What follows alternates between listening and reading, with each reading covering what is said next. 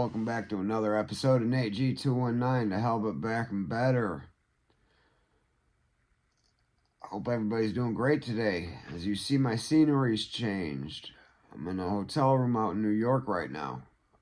I had to come out here for Winter Storm Diaz. As you know, I do emergency storm cleanup. I do power line maintenance, tree trimming for power line maintenance. And during emergencies, hurricanes, tornadoes, things like that, I get deployed across the country. 35 to 38 states, I'm not 100% sure. But coming out here is where we want to come. This is where the money's at. We make good money out here. So once the storm's done, we'll find out whether we stay and go cut some trees down so everybody can get their power back, or we jump back in the trucks and go home. So whatever it is what it is. That being said, it's a lot different than what I was doing 10 years ago. You know, I was starting to fight my case. Not even a couple months in, my first Christmas, getting ready to spend my first Christmas incarcerated, away from my mother, away from my family, all that. You know, it was a real rough point in my life. And man, the little I know, is about to get hella crazy by the next Christmas, and the following one was even worse. You know, I told you guys I met a lot of crazy people in there. This one is about a character they call Smoke. His real name's Corey Gray. Corey Gray was doing 40 or 50 years. I'm not 100% sure. I'll leave it in the description, because I'll do some research before I upload this video. But he did have a murder case. He's from Fort Wayne, Indiana. It was a creepy murder case. He'd killed a girl or something over some stalking, and the dude was a whack job. And when you're in the IDU unit, it's the 23-hour-in-1 lockdown unit. Sorry, guys. While you're on lockdown unit, you're on 23-in-1s. In that specific lockdown, this is disciplinary segregation. Administrative, you didn't have the rec partner, but disciplinary you did, because of just the setup. Your recreation was just out on the range, and they actually gave you an extra 30 minutes. Sometimes it would run longer, sometimes it'd be right on 90-minute T, but they gave each man 15 minutes for a shower. Well, when you have a rec partner, you start to, you know, talk to them. You're able to trust them. And when you have a rec partner, that's the one person you can physically get at. Well, you know, this was a big lesson I had learned. Y'all remember I came from the minimum security, and not expecting anything out of anybody. I was wrong. I had loaned this man my television, and everything had went fine for a few nights. You know, he had it for a couple hours, gave it back at recreation. He manipulated the hell out of me, and I fell for it. One night, man, oh man, I'm going to tell you, this is one of the scariest, most horrifying nights of my life. One of the biggest fears a man has in the penitentiary is losing them cheeks. You know that. And you're always telling yourself, it's never going to happen to you. It's never going to happen to you. Man, oh man. Man, oh man. Out from our wreck, Smoke's running around. Everything's a normal night, as it seems. But, you know, you're always on always on your P's and Q's. But and normally right now I'd have had a banger on me. I had a just in case, just in case. But I had just gotten moved a couple weeks prior to this, and I'd loaned this man my television, and I'm in the shower, and before I had come out for recreation that night, something felt off. And when you're in the joint, especially a maximum security joint, when something feels off, something is off. Always trust your first instinct, man. Something's off. So when something is off and you're not 100% ready, man, it's 100% uncomfortable. I was in the shower, but on high alert, thankfully, man. I felt the presence in an instant, and instantly turned around, fist clenched.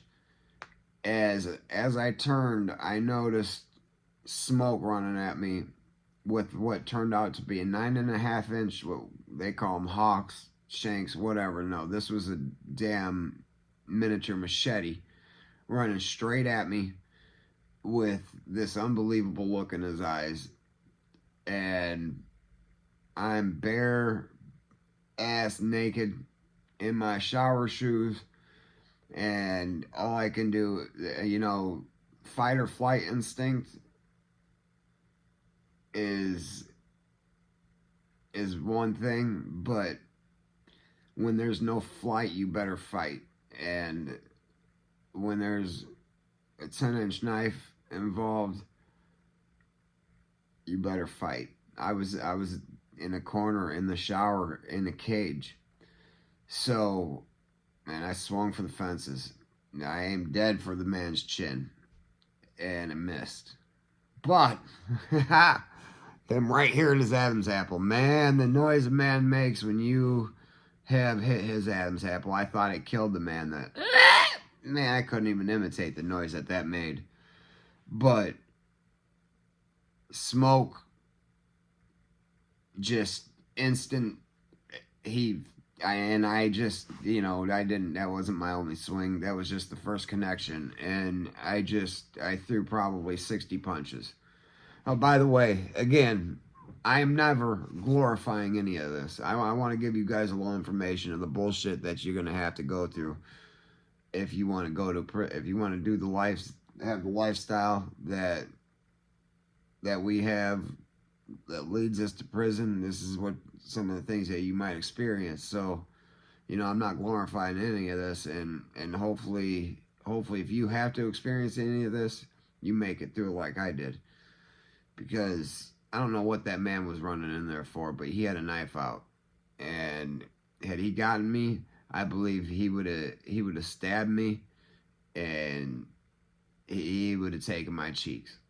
I absolutely believe that, because he would have had to stab me to take him. There was not going to be, but thankfully, man, I connected that, and then my next few hit him in the face, and he's trying to just catch wind at this point, and I start hearing the keys, because we're like the first couple cells, the cell house divided.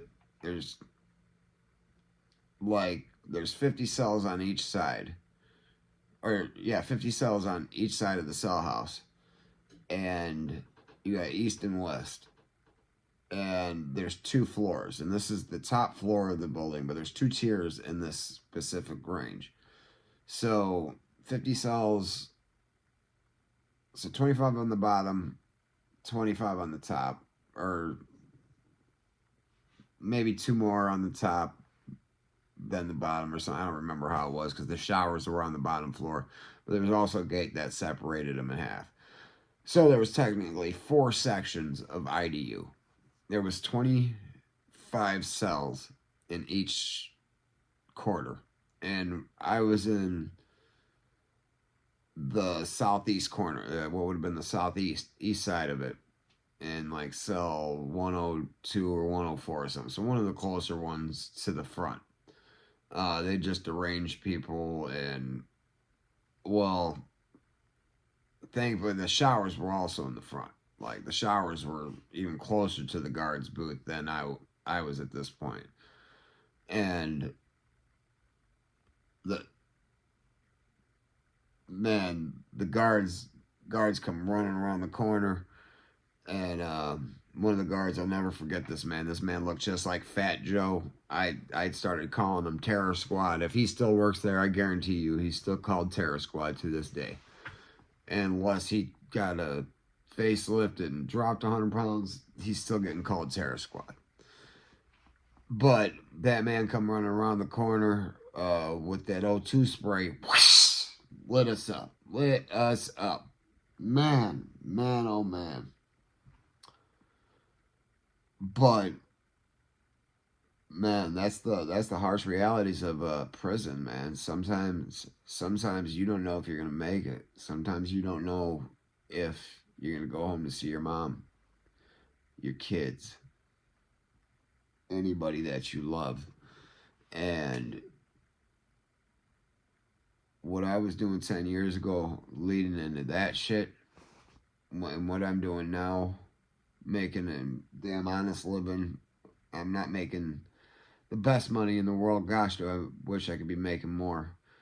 But, I'm doing what I'm doing. I'm not on heroin anymore. Over 10 years off of that. I mean, I have a couple drinks here and there. But, I'm not out there partying. I don't do none of that anymore. And by the grace of God, my mother in heaven, and my kids, my wife, all the love and support I've been given, because the changes I was willing to make while I was in there to get off the shit and come home a different man.